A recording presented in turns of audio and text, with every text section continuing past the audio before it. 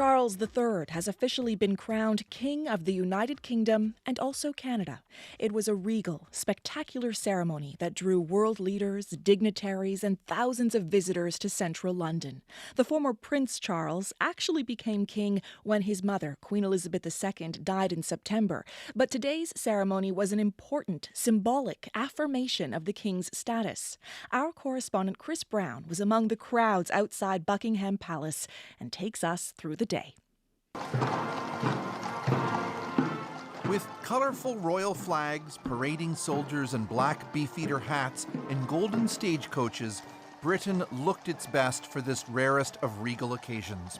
70 years after his mother Elizabeth II took a similar journey, Charles and Camilla, still at this point Queen Consort, left Buckingham Palace and travelled in the horse-drawn Diamond State Jubilee coach along the red paving stones to Westminster Abbey. Past British Prime Ministers, U.S. President Joe Biden's wife Jill, and a delegation from Canada, including Prime Minister Justin Trudeau and Governor General Mary Simon, were among the invited guests. Prince Harry, estranged from his father, was there too, but not with his closest relatives. The king appeared relaxed and enjoying the moment as he acknowledged familiar faces in the crowd. We are here to crown a king. The Archbishop of Canterbury, Justin Welby, led a service that combined ancient rituals with modern touches, such as gospel singers and multiple faiths. The things which I have herebefore promised, I will perform and keep, so help me God. In one of the most important religious moments of the service, Charles moved behind a privacy screen and was blessed with holy oil in an act known as the anointing. Then, the culmination of the service. Upon whose head this day thou dost place it for a sign of royal majesty, that he may be crowned with thy gracious favour. When St. Edward's crown, first used in a royal coronation in 1661, was placed on his head. Its purple cap adorned in precious gems, it is the only time Charles will ever wear it. May thy servant Camilla, who wears this crown, be filled... A short time later, Camilla was crowned queen. Then his son and heir William knelt before him. I, William, Prince of Wales, pledge my loyalty to you, and faith and truth I will bear unto you, as your liege man of life and limb. So help me God. Outside, despite the rain, thousands gathered in nearby London parks to watch it all up on the big screens. Well, I think it's a part of history, isn't it? So to be part of this event is just, it's once in a lifetime, really. So we got up at 3 a.m. to get here for 7 to get the spot.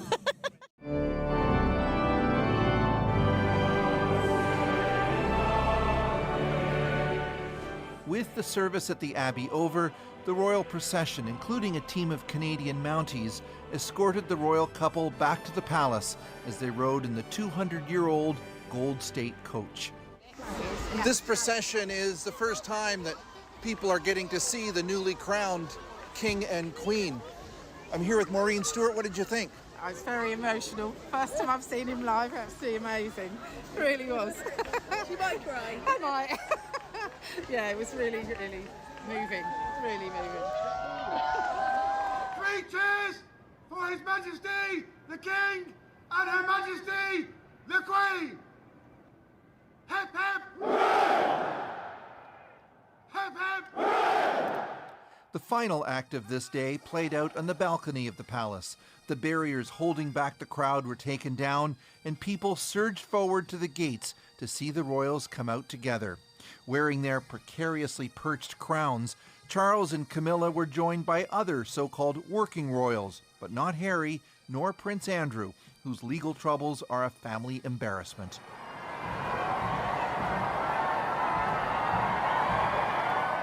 The rain forced the Red Arrow's flyby at the end to be scaled back, a tiny hiccup in what was largely a flawlessly executed event that delivered the pomp, ceremony, and fanfare expected of a royal coronation.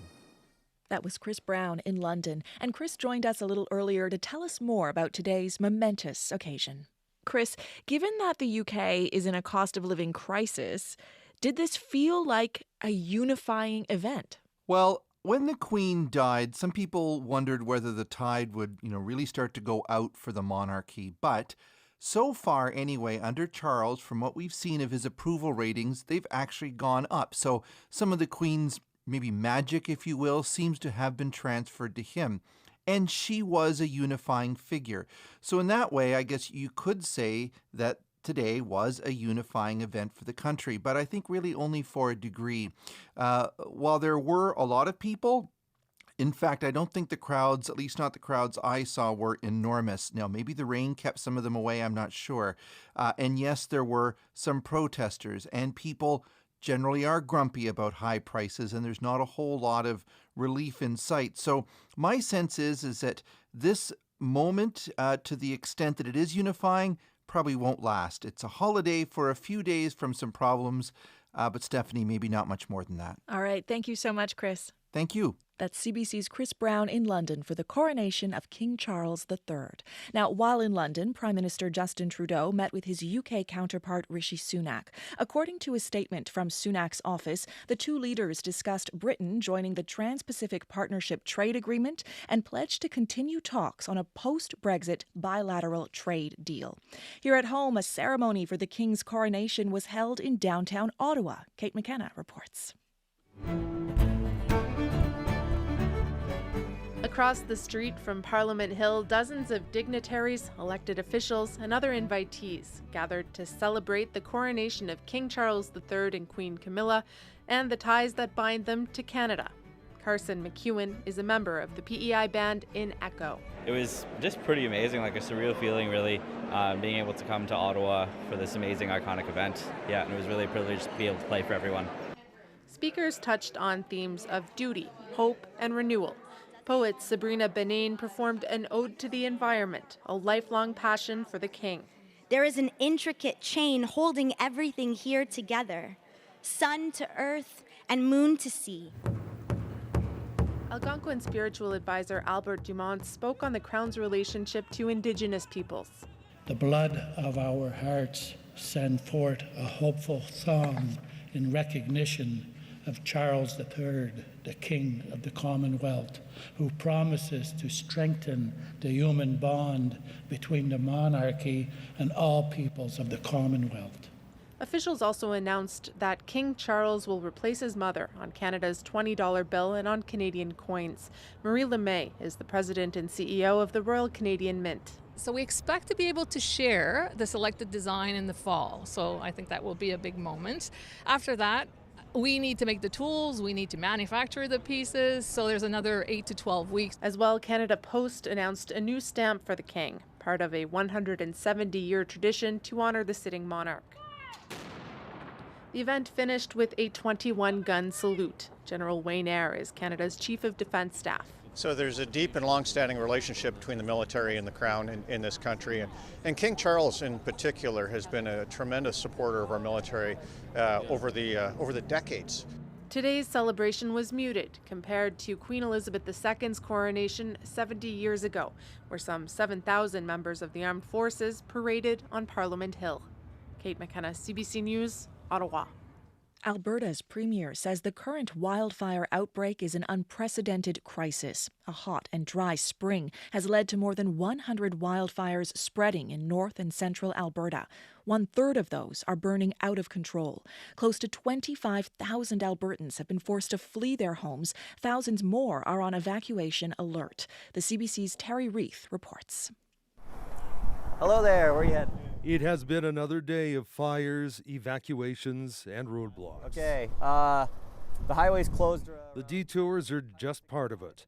Thousands of people have been forced from their homes, more are on evacuation alert, and there is no end in sight to the growing number of wildfires, now numbering more than 100. Adam Berenbach and his family fled their Drayton Valley home on Thursday night. He's camped out just north of one of the largest fires.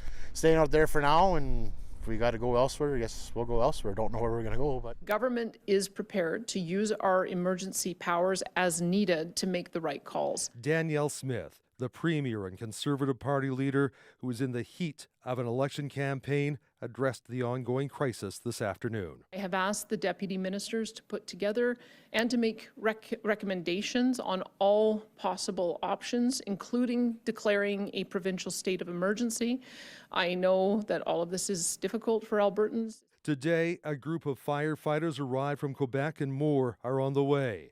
Smith is promising another 200 in the next few days.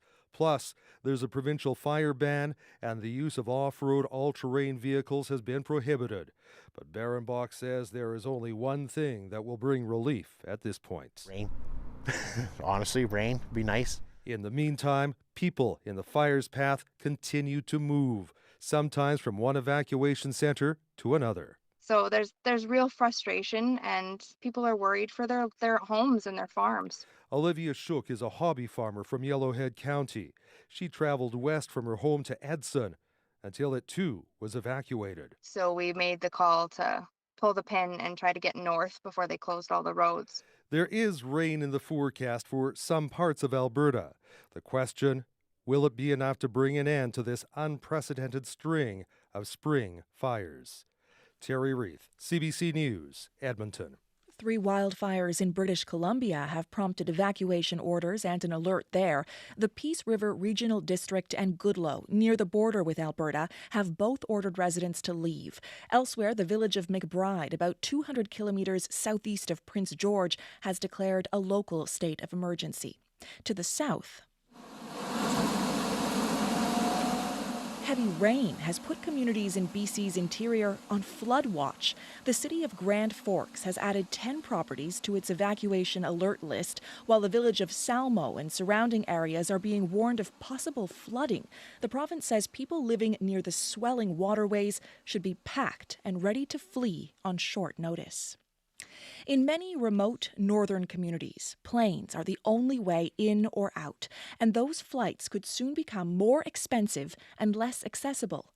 One airline has a monopoly on passenger flights in Nunavut and parts of the Northwest Territories. Canadian North says it's being forced to reduce flights on some routes because of high costs and low usage. Kate Kyle reports. Travelers at Yellowknife's airport board a Canadian North flight to Cambridge Bay, Nunavut. It's the main commercial carrier into the hamlet. Andre Otokiak worries about the future and the cost of this lifeline. Yes, for a family of even 2 or 3 to fly from my community to Edmonton, you could fly from Edmonton to Hawaii and back twice. Canadian North is reducing flights on 9 routes in Nunavut and the Northwest Territories, eliminating stops in multiple communities for more direct flights, adding more seats to routes in higher demand. And there's a number of communities across our network that were underserved and some that were overserved. Michael Rodinick is Canadian North's president and CEO. So what we really did was just sort of rebalance the network. The schedule change comes weeks after the federal government approved updates to terms and conditions of Canadian North's merger with First Air. Prices have been frozen since 2019. Now, Canadian North can increase ticket prices up to 25% each year and reduce flights to communities down to 1 per week.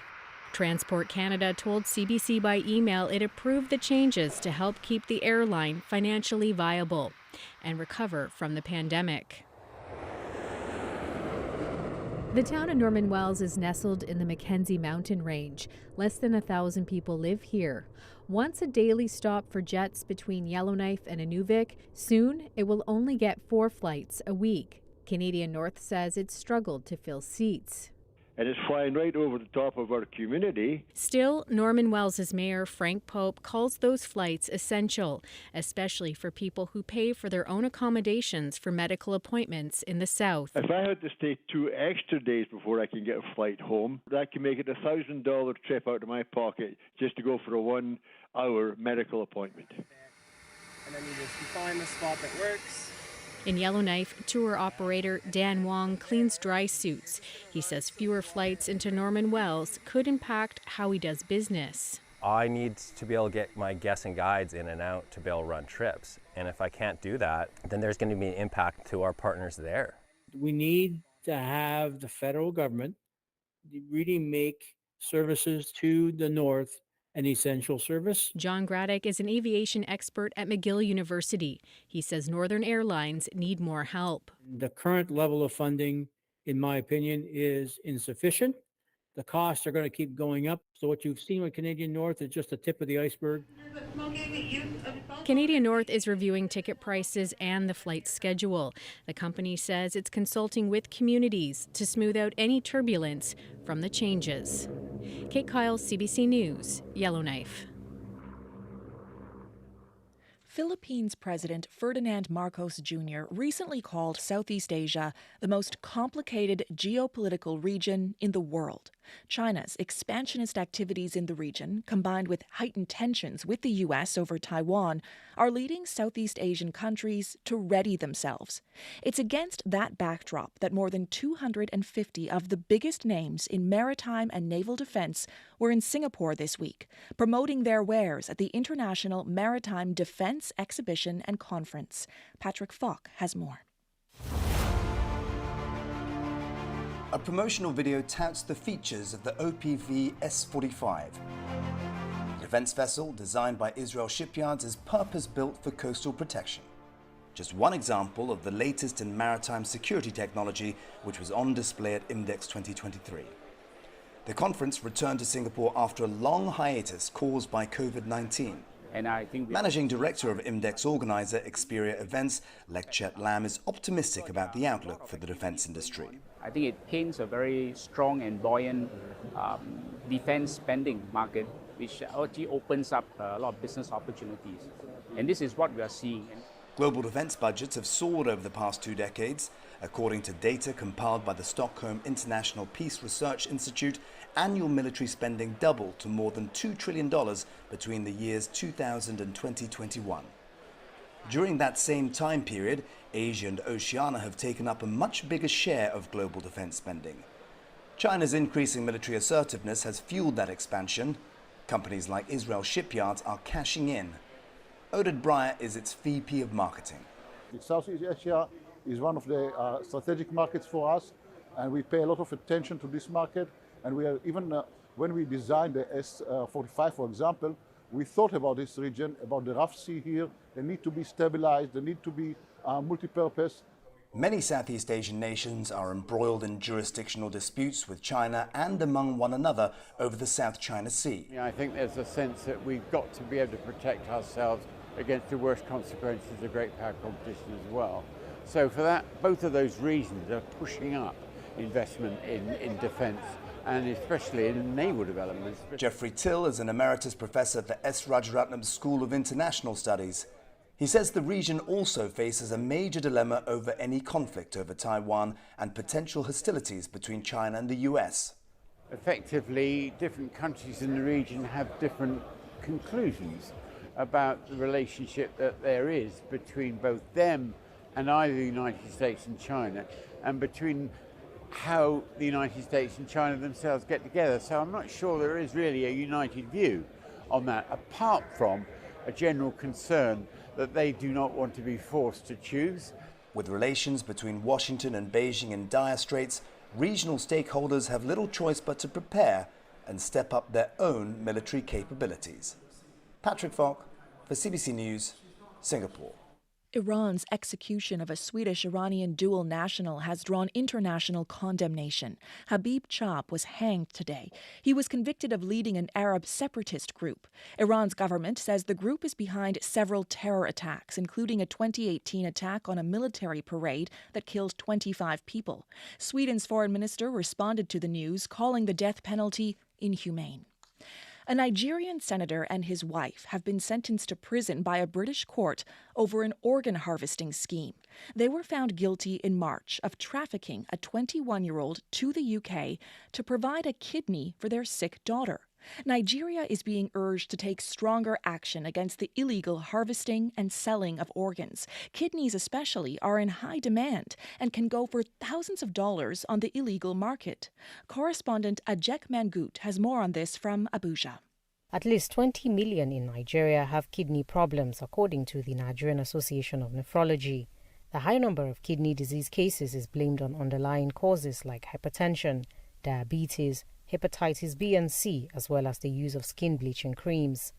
Dialysis is the most common and accessible form of treatment for many patients in the country, but it comes at a high cost. My salary can't begin to cover a section of dialysis, not to mention a full month.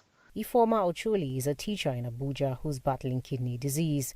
She says the treatment has put a strain on her finances.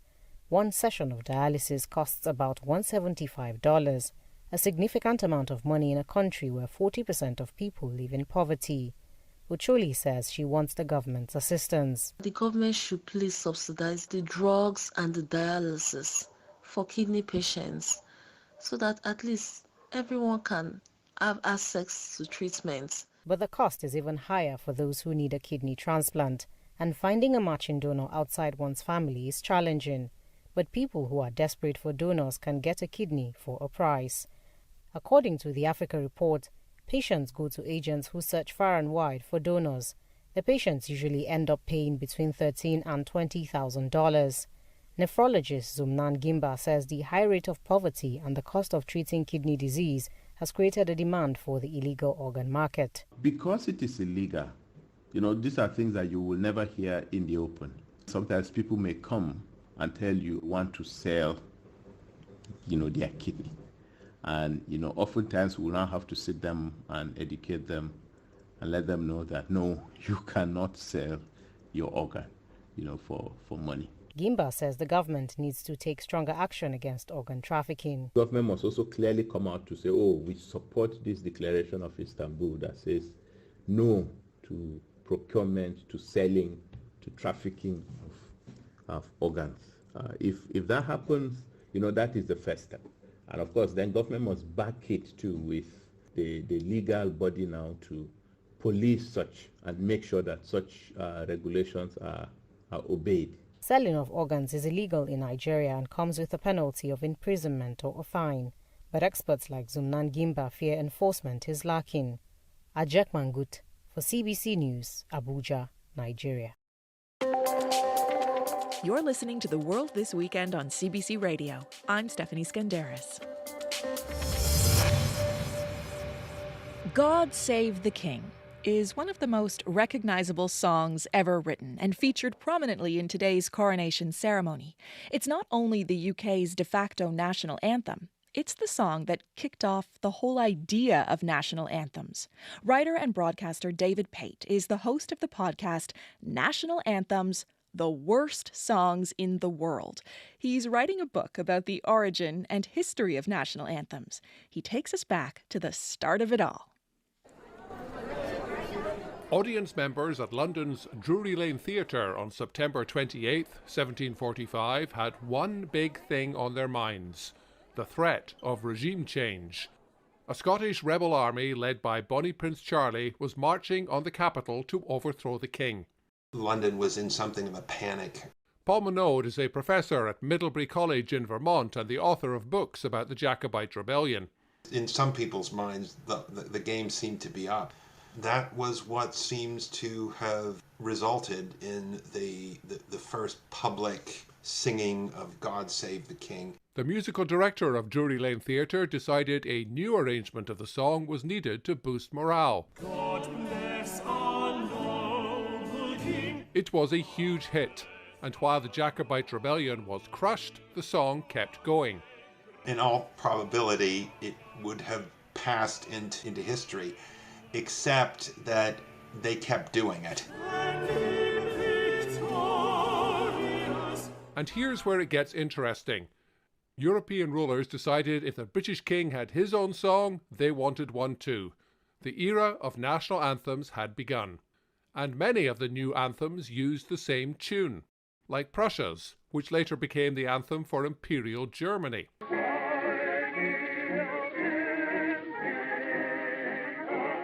Which meant that during the First World War, Britain and Germany's anthems sounded exactly the same.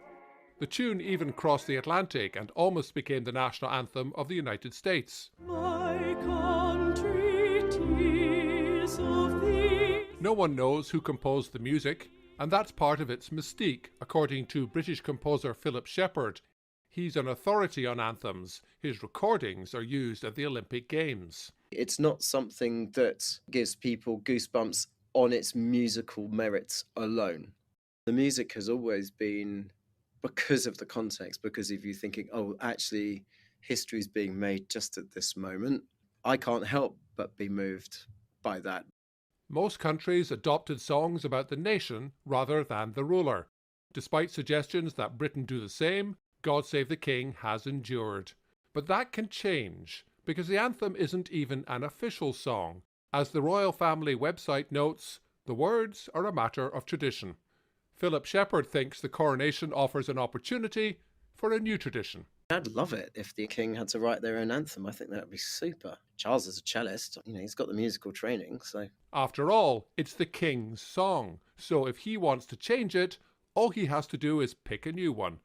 Maybe something that he can sing too. David Pate for CBC News, Halifax.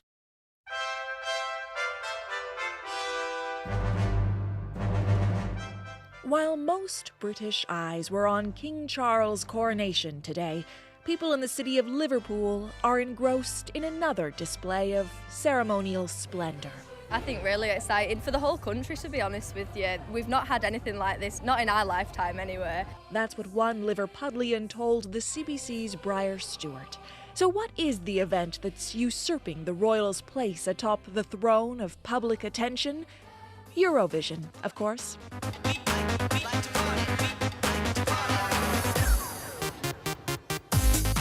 Liverpool is throwing a massive party, and Venga Boys will be one of the acts playing at next Saturday's grand final. The wildly popular, pretty eccentric Eurovision Song Contest features contestants representing European countries, with some exceptions, like Australia for some reason, which this year is sending the progressive metal band Voyager. If you've never done anything like this before, then you haven't been alive.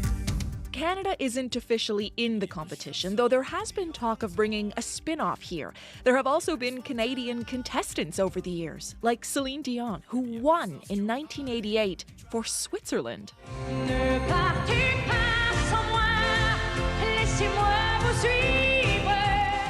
Usually, the winning country will host the next competition. Last year's winner was Ukraine with the rap ensemble Kalush Orchestra and a song called Stefania.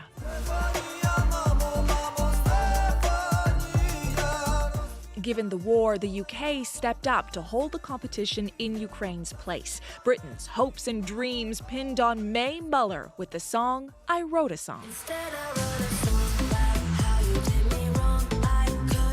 Could she be the UK's new Eurovision queen? We'll leave it with you to decide. You've been listening to The World This Weekend. I'm Stephanie Skandaris. Good night.